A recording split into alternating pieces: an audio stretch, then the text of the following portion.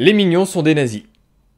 Ouais, c'est comme ça que commence la vidéo. Non, évidemment, c'est pas le cas, mais j'aimerais démarrer cette vidéo en débunkant une histoire par rapport aux mignons. En 2015, un certain Luciano González a posté cette image sur les réseaux sociaux avec un petit texte qui disait que les scientifiques nazis faisaient des expériences sur des enfants juifs. Et comme ces enfants ne parlaient pas allemand, eh bien les mots qu'ils tentaient de prononcer pour pouvoir se faire comprendre n'étaient pas du tout compris des scientifiques nazis. Eux, ils n'entendaient que des sons et ça les faisait grave marrer. Et apparemment, ils les appelaient mignons parce qu'en allemand, ça signifierait sbire. Qu'est-ce qu'on peut trouver comme connerie sur internet? De 1, mignon n'est pas du tout un mot allemand pour dire sbire. D'ailleurs, je crois pas qu'il y ait vraiment de mot allemand pour dire sbire. À la limite, il y a Gunsling qui a la notion de petit protégé. Et de 2, cette photo date de 1908 et montre des soldats anglais qui portent une combinaison pour se protéger en cas de gros pépins dans un sous-marin. Donc ouais, pas grand chose à voir avec des scientifiques nazis. Parce qu'en plus, cocorico, les mignons sont français. Petit historique. On découvre les mignons pour la première fois en 2010 dans Moi moche et méchant, produit par Universal et Illumination. Ouais, parce que les mignons, c'est pas Pixar non plus, hein, donc les gens disent vraiment de grosses conneries sur internet. Et le film est réalisé par Pierre Coffin et Chris Renaud via la société MacGuff, qui entraînera la création du studio Illumination MacGuff qui s'occupe de tout ce qu'il y a autour des mignons, de tous en scène, comme des bêtes, tout ça. Bon, vous l'avez remarqué, hein, quand vous regardez Moi moche et méchant, c'est surtout les mignons qui tirent la couverture vers eux et qui ont largement contribué au succès du film, parce que tout le monde s'en fout de Gru. C'était donc logique qu'on fasse un film centré sur eux par la suite avec les mignons. Mais il faut savoir que ces petits êtres unicellulaires n'étaient pas censés ressembler à ça à la base. À l'origine, il était plutôt question de faire des trolls assez balèzes et pas franchement beaux à regarder. Mais finalement, les réalisateurs ont décidé de partir dans une toute autre direction pour leur donner une apparence beaucoup plus simple qui va se concentrer sur leur expression faciale. Petit clin d'œil au cinéma muet. Donc les mignons sont des petits êtres jaunes en salopette bleue qui donnent l'impression d'être syndiqués. Je rappelle, ils sont français et ils ont une fâcheuse tendance à faire de grosses boulettes quand même.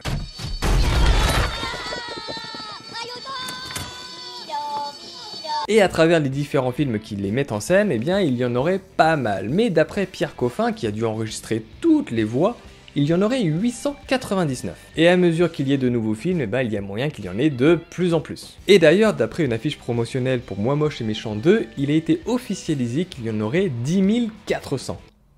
Rien que ça. Mais évidemment, c'est compliqué de tous leur donner un temps de présence à l'écran.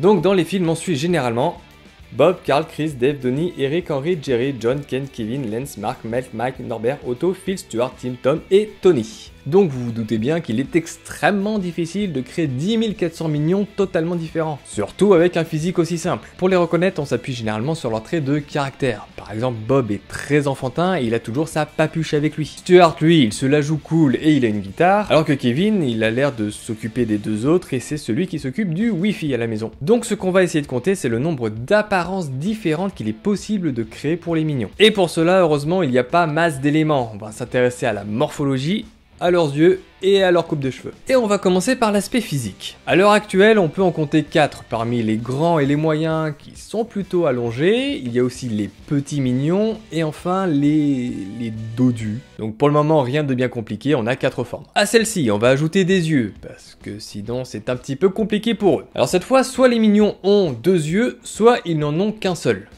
Comme des cyclopes. Donc si on fait le calcul, à l'heure actuelle, on peut faire 8 mignons différents. Mais évidemment, ils n'ont pas tous la même coupe de cheveux. Bah oui, ce serait un petit peu triste. Et pour le moment, on peut en compter 7 différentes. Alors on a les cheveux bien peignés, les cheveux hérissés, la touffe, chauve, la tonsure, la buzz cut et celle que j'aime appeler la Arturo Brachetti.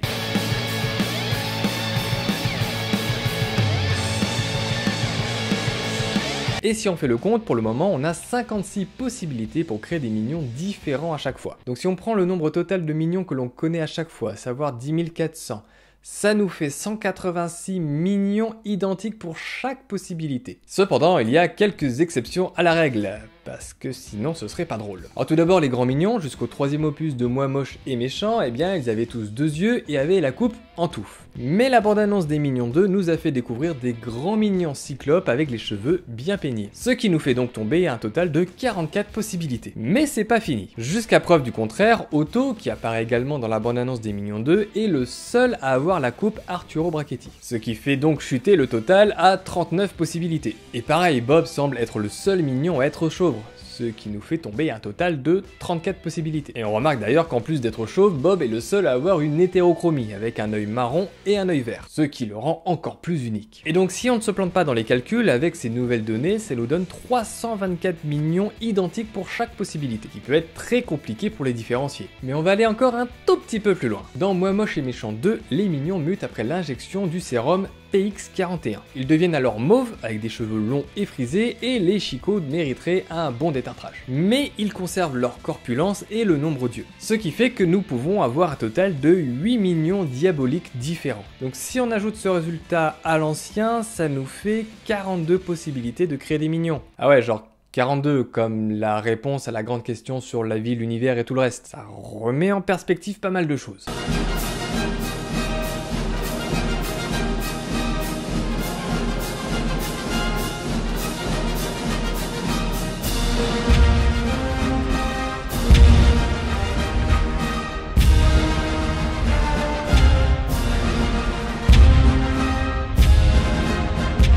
Bref, cette petite vidéo est maintenant terminée. Nous savons maintenant combien de mignons on peut créer. Eh bien, on peut en créer 34, plus les 8 mignons diaboliques. N'oubliez pas de laisser un petit commentaire dans l'espace dédié, ça me fait toujours plaisir de les lire. N'oubliez pas non plus de vous abonner à la chaîne, je le répète à chaque fois, mais ça aide à avancer. On se retrouve très bientôt pour une prochaine vidéo. Je vous fais de gros bisous. Allez, ciao!